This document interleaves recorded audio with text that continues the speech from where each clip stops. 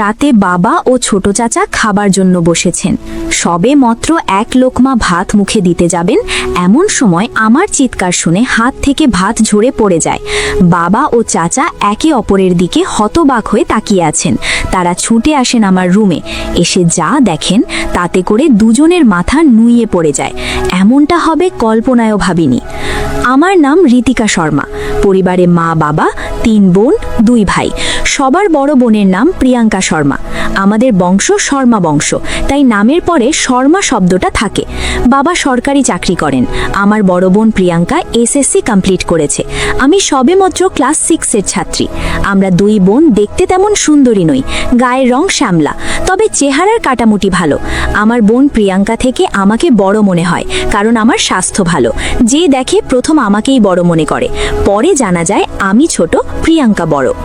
আমার বাবা শিক্ষিত হলেও একটু অন্য টাইপের মানুষ, কারোর কথায় কান দেন না। যখন যেটা ভাবেন সেটাই করেন, যেমন যেমন ভাবেন তেমনই সরল সোজা। ছোট চাচা সমুদ্র পাড়ের শহর থেকে 3 মাসের ছুটি নিয়ে বাড়িতে এলেন।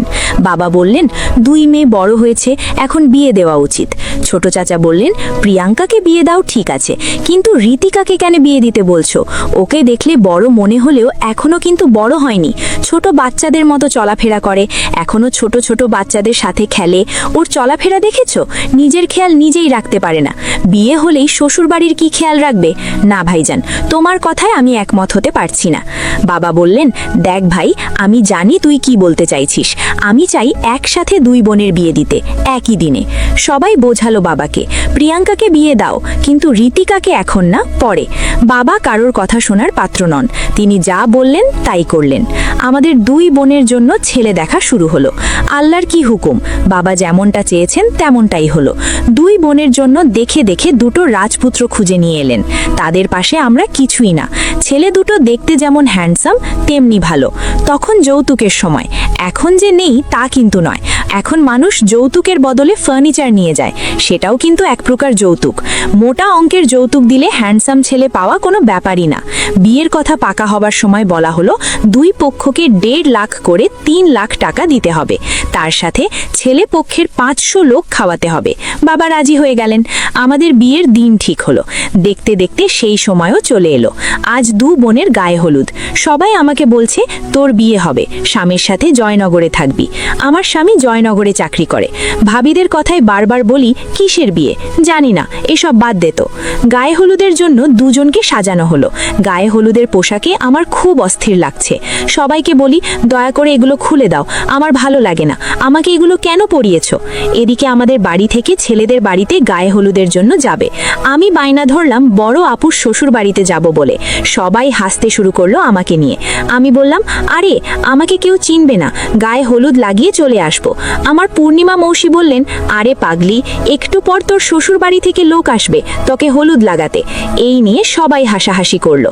কোনো রকমে গায়ে হলুদের পর্ব শেষ হলো। আজ বিয়ে। যখন আমার বোনকে কবুল বলতে বলল, তখন সে খুব কাঁদছে। আমি মনে মনে ভাবছি, কবুল বললে কি হবে, এখানে কান্নার কি আছে? অনেকক্ষণ কান্নাকাচি করে সে কবুল বলল। আমাকে যখন বলতে বলল, 1 সেকেন্ডও লাগেনি, আমি বলে দিয়েছি, কবুল তো বলতে হয়, এখানে এত সময় নেওয়ার কি আছে? সবাই জানে আমি এসব বুঝি না, রেখে বলে দিয়েছি। বিয়ে সম্পূর্ণ হলো। এখন বিদায়ের পালা। যখন শুনলাম বরের সাথে আমাকে যেতে হবে, তখন আমার ভয় হলো। এবার আমি শুরু করেছি কান্না। চিৎকার করে বলছি, আমি যাব না, মরে গেলেও যাব না। অনেক যুদ্ধ চললো আমাকে নিয়ে। সবাই বুঝিয়ে বলল, কাল তোকে নিয়ে আসবো, শুধু আজকে রাত থাকবি। তারপরেও যেতে রাজি হলাম না। লাস্ট পর্যন্ত ফুপাতো বোন, মামাতো বোন আমাদের সাথে গেল, তারপর আমাকে নিয়ে যেতে পেরেছে। সেদিন আমাদের বাসর হয়নি, কারণ আমি পীড়িত অবস্থায় ছিলাম। 4 দিন পর আমাদের বাসর ঘরে দেওয়া হলো, আমার শ্বশুর বাড়িতেই। রাতে বাভিরা শিখিয়ে দিল সবকিছু, কিন্তু কিছুই আমার মাথায় ঢোকেনি। আমার স্বামী মেয়ে মানুষকে খুব খুশি মনে রুমে প্রবেশ করলো। আমি তখনও বসে আছে খাটে। দরজা লাগানোর শব্দ শুনে ঘুমটা ভেঙে দেখি একটা ছেলে দরজা লাগিয়ে দিচ্ছে। এর সাথে আমার বিয়ে হয়েছে, এ যে আমার স্বামী, এগুলো আমি কিছুই বুঝি না।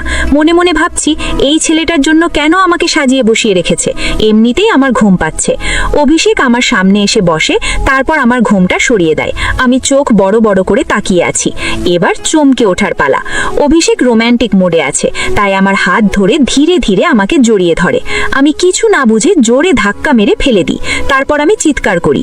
অভিষেক দৌড়ে এসে আমার মুখ চেপে ধরে বলে, চুপ চুপ, কেউ শুনে ফেলবে। আর তুমি চিল্লাচ্ছ কেন?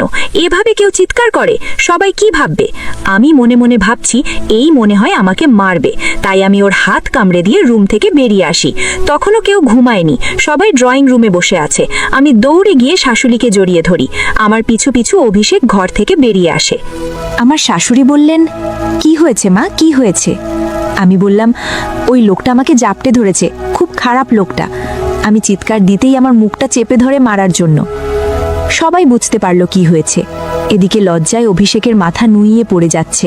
সে মাথা নিচু করে দাঁড়িয়ে আছে। উপস্থিত সবাই মুচকি মুচকি হাসছে। সবার বুঝতে বাকি রইল না কি হয়েছে। আমার শাশুড়ি বড় ভাবিকে ইশারা করলেন। সেদিন রাতে আমি বড় ভাবির সাথে ছিলাম। পরের দিন বাপের বাড়িতে আসি, সাথে অভিষেকও এসেছে। এসব ব্যাপারে কেউ জানতো না। আসার পরে জ্যাঠাতো ভাইয়ের বউ মস্কারি করে বললেন, কি ননদিনী, বাসর রাত কেমন কাটালে? বর কি কি গিফট দিল? ওর কথায় আমার লজ্জা পাওয়ার কথা, তা না উল্টা বললাম, কিসের বাসর আর কিসের গিফট? কি যে আবোল তাবোল বলো না, কিছুই বুঝতে পারি না। ভাবি বুঝতে পারলেন আমার সাথে কথা বলে কোনো লাভ হবে না, তাই অভিষেককে জিজ্ঞেস করলেন। ভাবির কথায় অভিষেক রাতের ঘটনা সব খুলে বলল। ভাবি শুনে হাসতে হাসতে শেষ। অভিষেক বলল, ভাবি আপনি হাসছেন, কাল আমার কি অবস্থা হয়েছিল দেখলেই বুঝতে পারতেন। রাতে খাওয়া দাওয়ার পর আমাদের দুজনকে এক রুমে দেওয়া হলো। অভিষেক মনে মনে চিন্তা করছে, কালকে হাত ধরার কারণে চিৎকার করেছিল, এখন হাত ধরলে যদি আবার করে। মনে মনে চিন্তা করছে ধরবে কিনা। এদিকে বাবা ও ছোট চাচা বাজার থেকে ফিরেছেন, হাত মুখ ধুয়ে খেতে বসেছেন। অভিষেক তখন দোমনা করছে আমার হাত ধরার জন্য। একসময় মনের সাহস নিয়ে আমার হাত ধরে ফেলে। ওইদিকে বাবা ও ছোট চাচা ভাতের লোকমা মুখে দিতে যাবেন, এমন সময় আমি চিৎকার করতে থাকি। আমার চিৎকার শুনে সবাই ছুটে আসে রুমে। তখন অভিষেক লজ্জায় মাথা নিচু করে দাঁড়িয়ে আছে। সবার সামনে অপমান বোধ মনে করেছে। বাবাকে দেখে আমি ছুটে এসে জড়িয়ে ধরে বলি, বাবা বাবা, লোকটা আমার হাত ধরেছে, লোকটা ভালো না। বাবা বুঝতে পারলেন আসলে কি হয়েছে। এদিকে ছোট চাচার রাগেই তো দৃষ্টি, তাই বাবার দিকে তাকিয়ে আছে। বাবাও নিজের ভুল বুঝতে পারেন। এখন বুঝি কি হবে, কিছুই করার নেই। বাবা মাকে বলে আমাকে নিয়ে যেতে। তারপর অভিষেককে বলে, বাবা তুমি কিছু মনে করো না, এখনো ওর সেই বুঝ হয়নি। আমি না বুঝে ভুল করেছি, পারলে আমাকে ক্ষমা করো।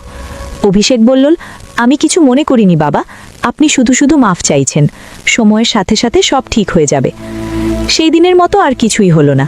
3 দিন পর শ্বশুরবাড়ি ফিরে আসি। শ্বশুরবাড়িতে কি হয়েছে ভাবিরা জিজ্ঞেস করাতে অভিষেক সব খুলে বলল। সব শুনে ভাবি বললেন, দেখ ভাই, স্বপ্না এখনো ছোট, এসব বোঝে না, ওকে ধীরে ধীরে বুঝিয়ে আপন করে নিতে হবে। অভিষেক বলল, আমি 1 সপ্তাহ পর জয়নগর চলে যাব, তখন কি হবে? অভিষেকের কথা শুনে ভাবি বললেন, চিন্তা করো না, আমি বাবা মার সাথে কথা বলে জয়নগর নিয়ে যাওয়ার ব্যবস্থা করে দিচ্ছি। সেই অনুযায়ী 1 সপ্তাহ পর আমাকে জয়নগর নিয়ে আসে। প্রথম জয়নগর আসবো শুনে মনে মনে খুব খুশি হলাম। কখনো জয়নগর যাইনি, এই প্রথম যাব। অনেকের মুখে শুনেছি জয়নগর অনেক সুন্দর, তাই দেখতে ইচ্ছে করলো আমার। এখানে এসে আরেক বিপত্তি, ঘরের কোনো কাজই আমি জানি না, রান্নাবান্না তো অনেক দূর, ঘর গোছাতেও পারি না। বাড়িতে মা, প্রিয়াঙ্কা আপু সব কাজ করত, তাই আমি কখনো করিনি। সকাল 5টার দিকে উঠে রান্না করত অভিষেক, আমাকে নাস্তা খাইয়ে অফিসে চলে যেত। এদিকে বাসায় আমাকে একা রেখে যেতে দুশ্চিন্তা হচ্ছে অভিষেকের, কারণ আমি খুব চঞ্চল টাইপের, এক জায়গায় শান্ত হয়ে বসার অভ্যাস নেই আমার। সেটাই সবচাইতে ভয়ের কারণ। যদি একা একা বাসা থেকে বেরিয়ে কোথাও চলে যাই, তাহলে এত বড় শহরে খুঁজবে কি করে? আমরা 3 তলায় থাকি, দোতলায় আর একটা ফ্যামিলি আছে। ওনার হাজবেন্ডও কাজে চলে যায় সকালে, তাই উনি ফ্রি থাকে। নাম রোহিণী সেন। অভিষেক আমার ব্যাপারে সব বলল। সব শুনে রোহিণী আপা বললেন, তুমি কোনো চিন্তা করো না ভাই, নিশ্চিন্তে কাজে যাও, আমি আছি। যতক্ষণ পর্যন্ত না তুমি আসবে, আমি ওর সাথে থাকব। কথাটা বলার সময় ওনার হাজবেন্ডও ছিলেন। সব শুনে তিনিও সম্মতি জানালেন। সেই থেকে রোহিণী আপু সারা দিন আমার সাথে সাথে থাকতো। অভিষেক আমাকে খুব ভালোবাসতো। প্রতিদিন আসার সময় আমার জন্য লাল গোলাপ নিয়ে আসতো আর সাথে চকলেট আইসক্রিম। অভিষেক জানে আমি আইসক্রিম চকলেট খেতে খুব ভালোবাসি। মাঝে মাঝে রাতে আমাকে ফুচকা খেতে নিয়ে যেত, কিন্তু এখনো পর্যন্ত আমাদের মাঝে শারীরিক সম্পর্ক হয়নি। অভিষেক কখনো জোরও করেনি। অভিষেক বুঝতে পারে এর থেকে জোর করে নয়, বুদ্ধি খাটিয়ে ভালোবাসা আদায় করতে হবে। জয়নগরে আসার পর থেকে আমরা একসাথে ঘুমোলেও আলাদা আলাদা। একদিন রাতে অভিষেক আমাকে বলল, আচ্ছা স্বপ্না, তুমি ভূতকে ভয় পাও? এমনিতে আমি ভূতকে বেশি ভয় পাই। ভূত হয় কিনা সেটা জানি না, কিন্তু চাচি জেঠিদের মুখে শুনেছি জিন পরি এগুলো হয়, আবার পেতনিও নাকি হয়। আমি আমতা আমতা করে বললাম, ভূত কেন? এখানে কি ভূত আছে? আমার কিন্তু ভূতকে খুব ভয় লাগে। অভিষেক মুচকি হেসে বলল, শুধু ভূত নয়, এখানে একটা পেতনিও আছে। মাঝে মাঝে হি হি করে হাসে, এমনকি যে মেয়েরা স্বামীর কথা শোনে না তাদের ঘাড় মটকিয়ে। এমন সময় কোত্থেকে যেন হি হি করে হাসির শব্দ ভেসে আসে। আমি ভয়ে অভিষেককে জড়িয়ে ধরি শক্ত করে। অভিষেক পরম তৃপ্তিতে আমাকে শক্ত করে জড়িয়ে ধরে। সে তো এটাই চেয়েছে। আমি অনেকক্ষণ ধরে অভিষেককে জড়িয়ে ধরে আছি।